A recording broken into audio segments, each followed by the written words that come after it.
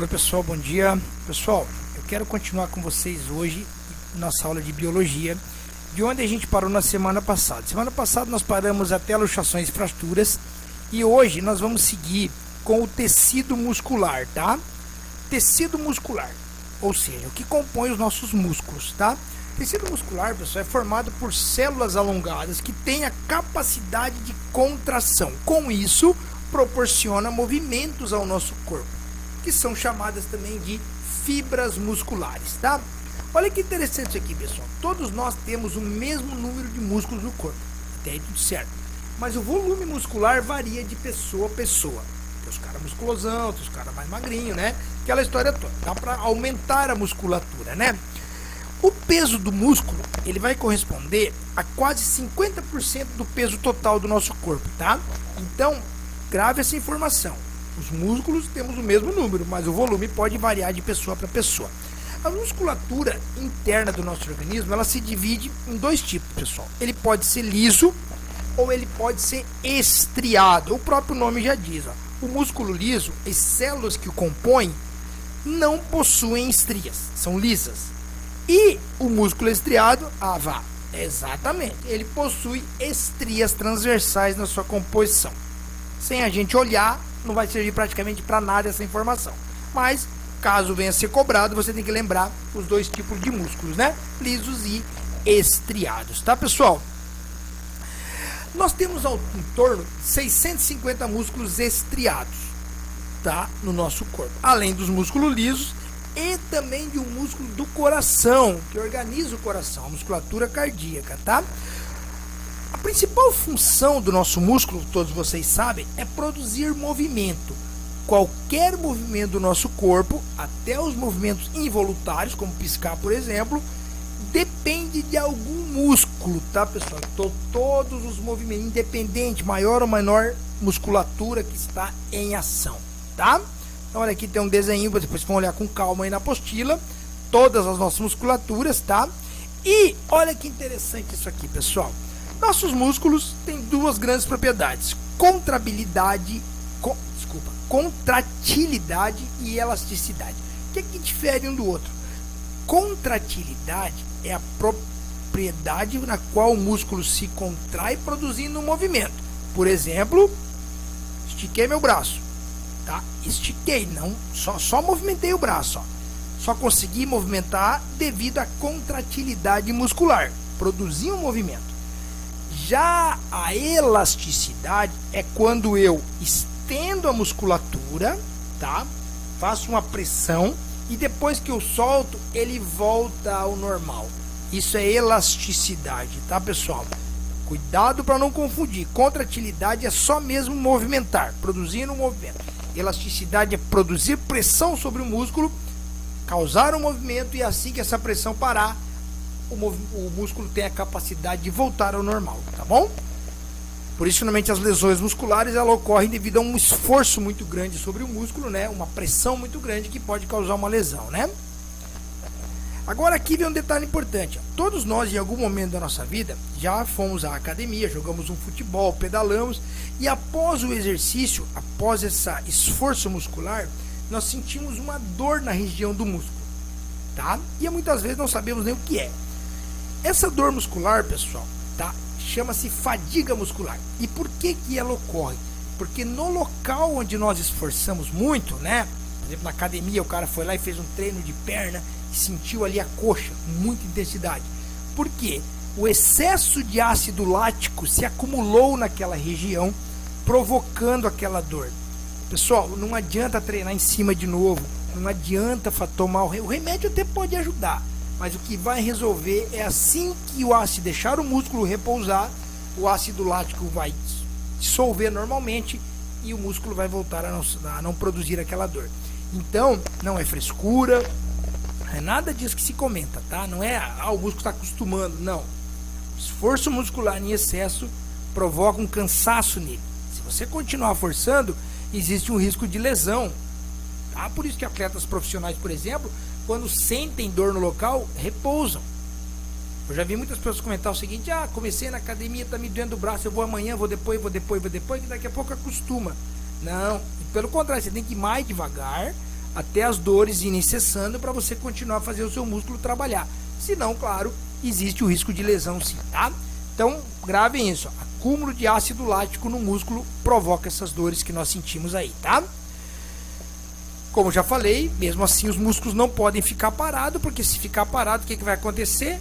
Vai se tornar fraco, vai estirar, vai machucar e vai atrofiar, pessoal. O cara não vai conseguir nem se alongar mais. Então tem que cuidar muito com isso aí, tá? Musculatura, a gente pula para tecido nervoso, pessoal. Olha que interessante isso aí, cara. Todos nós já demos um chute com o dedinho do pé ali na ponta da mesa e xingamos pra caramba, né? Vamos entender como é que isso funciona. O tecido nervoso é o tecido que tem a importante função de captar estímulos ambientais do próprio corpo, conduzi-los e interpretá-los. Ou seja, mandar as informações para o neurônio e aí entender o que aconteceu no nosso corpo, tá? Esse estímulo aí. Então, pessoal, a principal célula nervosa chama-se neurônio. Por isso que a gente é tão importante esses caras aqui, tá? Formado por bilhões de células nervosas, o sistema nervoso funciona como uma grande rede de comunicações, em que as mensagens têm forma de sinais químicos e elétricos no movimento incessante por todo o corpo. Qualquer movimento que eu faço, essa rede de informações corre por dentro do meu corpo, trazendo e levando as informações necessárias para eu produzir. O sistema nervoso, pessoal, em nós vertebrados, tá? Ele divide-se em central e periférico. Atenção com esses nomes, tá? Vamos entender o que é cada um agora. O SNC, Sistema Nervoso Central, e o SNP, Sistema Nervoso Periférico. Vamos começar com o Sistema Nervoso Central. É formado pelo que, pessoal? Pelo encéfalo, a massa nervosa situada na caixa craniana, e pela medula espinhal, tá? Que é um filamento que percorre toda a nossa coluna vertebral aqui, tá? Medula espinhal e o encéfalo. Esse encéfalo, que é essa cabeçona aqui, ele se divide lá dentro, né? Tem várias regiões. Tem o cérebro, o cerebelo, a ponte e o bulbo.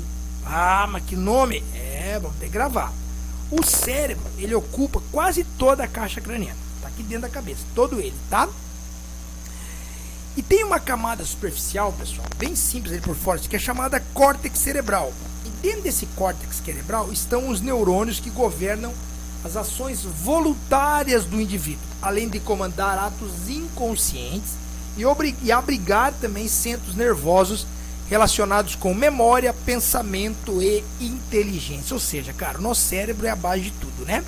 Já o cerebelo, olha que legal, ele é situado abaixo do cérebro, atrás da ponte. E olha que legal, cara. Ele regula o equilíbrio e a tonicidade muscular. Cara, então se tu começa a ficar tonto, se teus músculos estão fracos, você tem muitas vezes, de repente, fazer uma tomografia lá no cérebro, ver se você não está com probleminha no cerebelo, tá?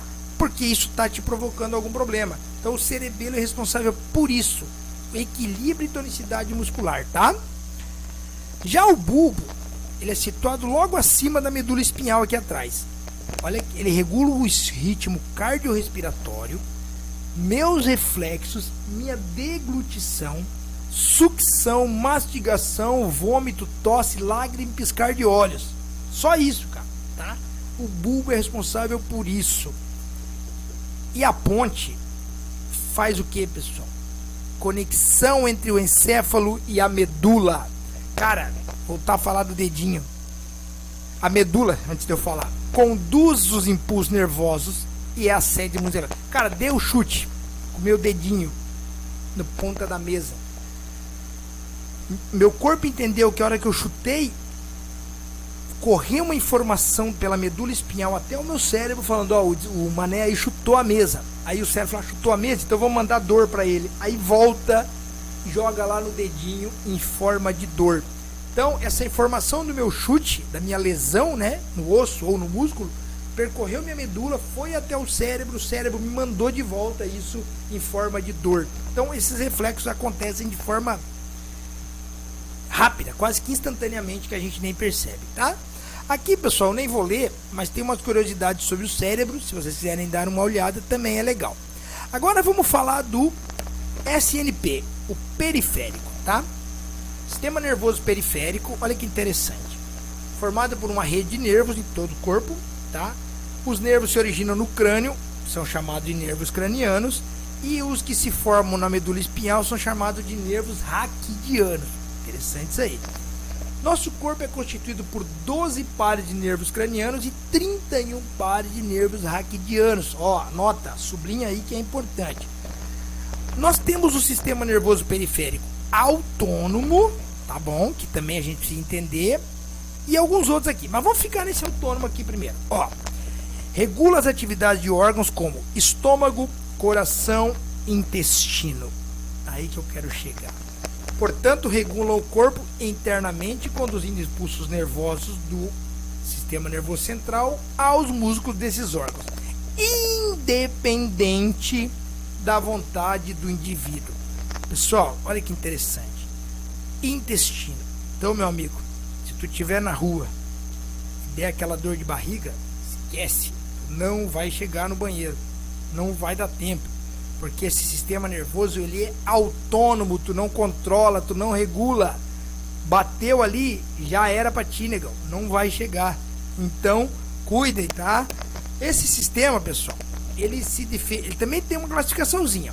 Simpático e parasimpático, tá? Ele é dividido, o autônomo, né? Por que simpático? Porque ele é responsável pelas respostas rápidas diante das situações de estresse do corpo. Por exemplo, quase bati o carro, levei um susto, o coração começou a disparar, tá? Aumentou minha pressão na hora ali, tá? Devido ao susto que eu levei. Ou seja, sistema nervoso periférico autônomo simpático. Ou seja, naquele momento. O parasimpático é ao contrário. Ele faz o quê? Que a hora que eu me acalmar, automaticamente eu vou reduzir os meus batimentos e minha pressão vai voltar ao normal. Então, vocês percebam que essa classificação é dentro do autônomo, eu não controlo isso. Levei um susto, o coração começou a bater. Eu não vou falar assim, agora meu coração vai bater. Não. Tá? Então entrou em ação o simpático. Aumentou a aceleração e minha pressão subiu.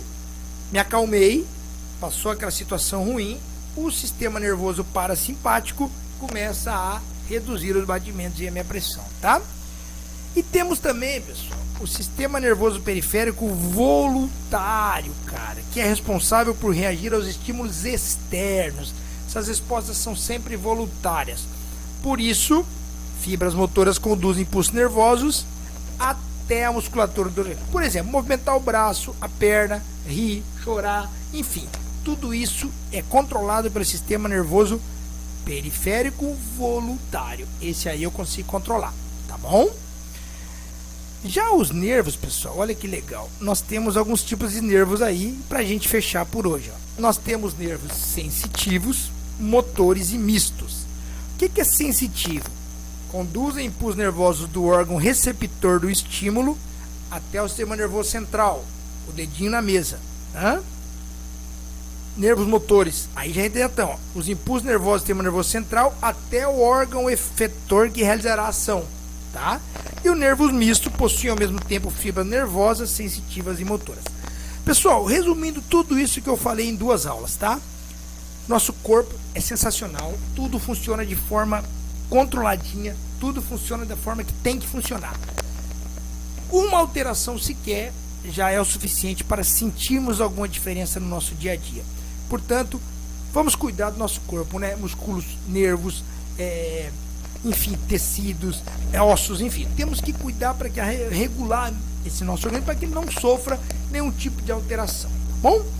Basicamente é isso que nós tínhamos que falar de biologia. Essa também é a nossa última matéria de biologia, tá? Eu vou deixar lá para vocês fazerem as atividades e na semana que vem a gente volta a trocar uma ideia sobre os conteúdos necessários para nossa avaliação. Tá bom, pessoal? Valeu e até mais.